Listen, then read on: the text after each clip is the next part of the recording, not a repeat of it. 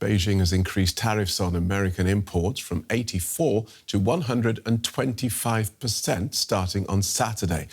Now, the move escalates the ongoing trade war between the world's two biggest economies and is, of course, in response to the US raising taxes on Chinese goods to 145%. Beijing says it will now ignore any further increases from Washington, but the shifting levies have left businesses struggling to cope.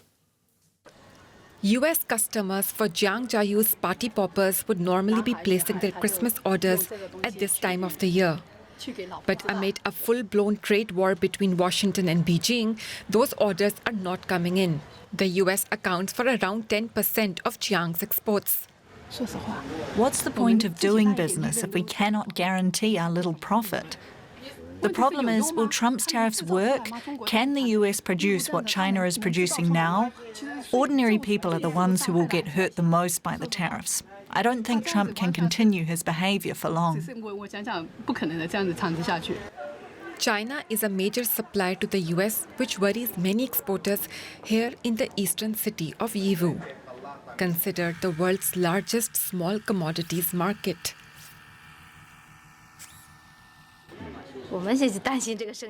We are definitely worried that it will be harder and harder to do business.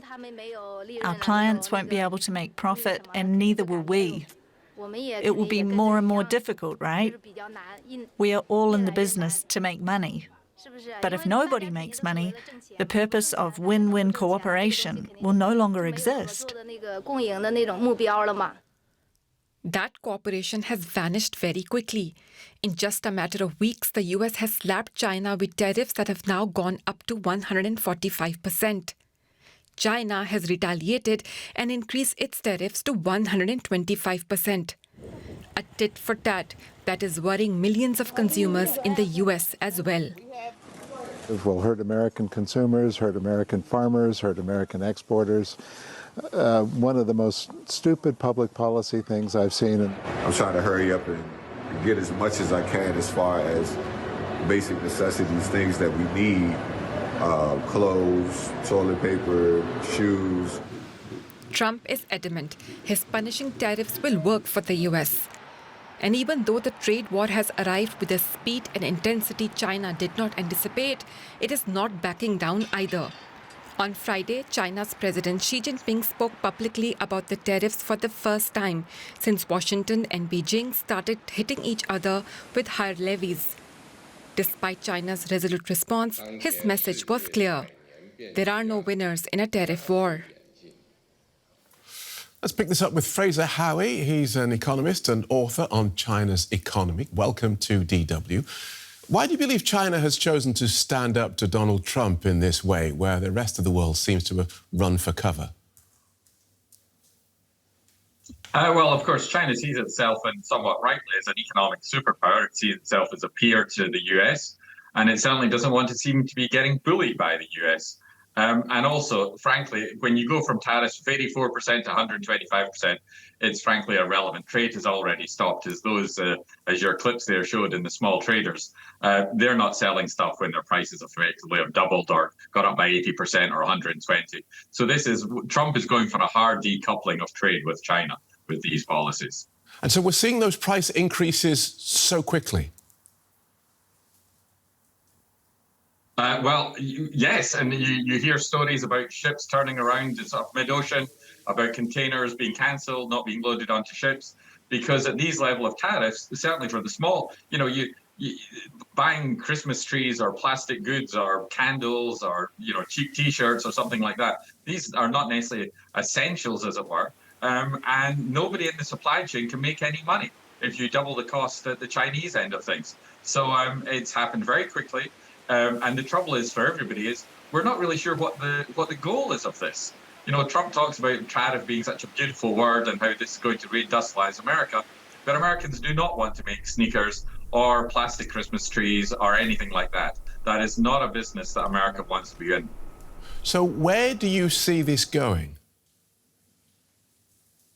That's a very good question. As I say, it depends what is Trump actually trying to achieve here, because there are clearly huge distortions in the global trading space, and China is responsible for many of them because of their mercantilist policy, their subsidies across a broad range of industries. Certainly what Trump should be focusing on is bringing back security-related concerns. So you're talking about high-tech manufacturing here. You're talking about magnets needed in fighter jets, which are made in China but used in American fighter jets, things like that. They don't want to have dependency on China for rare earth minerals, etc. But they certainly don't want to be wasting their time, as I say, on Christmas trees and T-shirts and sneakers and things like that. So it's very unclear where this is going. At some point, everyone's going to have to stand down, of course. But at what point that comes, I'm not sure. And what the world looks like by then is far from clear. But he's targeted China. That's not going to be forgotten by the Chinese anytime soon. And there's plenty of China hawks in his cabinet and in the administration who are going to look to keep putting pressure on China. We've seen in President Trump's decision yesterday to suspend his so-called reciprocal tariffs around the world for 90 days, that he is subject to pressure, whether that be from the markets, from the media, from advisors. Who does President Xi listen to?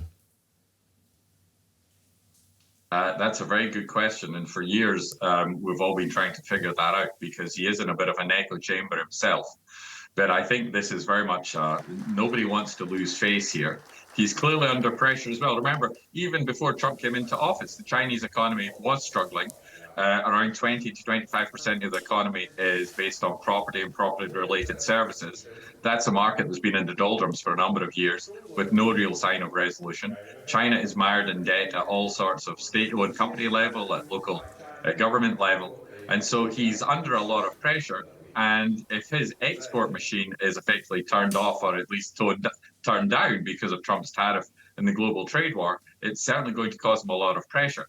But who he's really listening to, what room he's got to maneuver, the trouble is he doesn't want to be seen to be looking weak.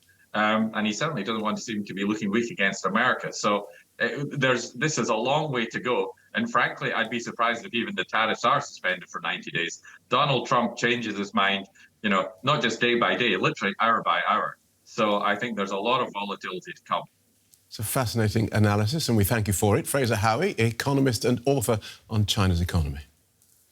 Let's get more on this then from Stephen Beardsley from DW Business. Busy day for you, Stephen. As I understand it, today started quite promisingly, and then this happened. I don't know if I'd say promisingly. We are in the middle of a trade war pretty much, Phil, and definitely the last salvo was fired from the U.S. We saw markets reacting to that yesterday.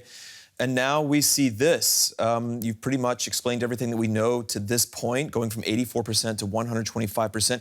Interestingly, the spokesman for the Chinese government saying that this would be the last time that they raised taxes or tariffs on the basis of what the U.S. is doing, calling this sort of a joke, a game, they said, what Trump is doing over there, and decrying what they see as a perversion of global rules when it comes to trade. We know that the German government has been one of the first to come out and urge both sides to find a negotiated result to this, that it's hurting everyone, and obviously Europe stands to lose a lot if this continues. OK.